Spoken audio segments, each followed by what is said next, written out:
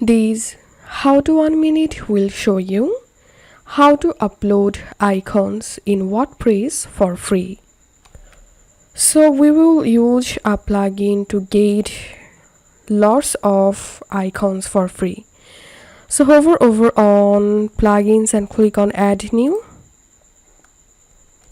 Click on the search plugins box, and so right here borderless, and you have to install this plugin and activate it.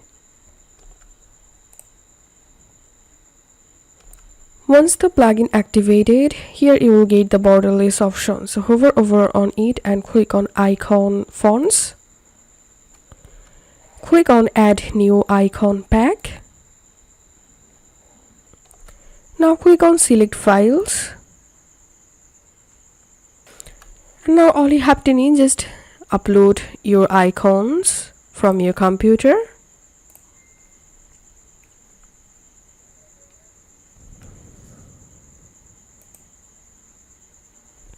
So that's how you'll be able to upload icons for free on your WordPress website.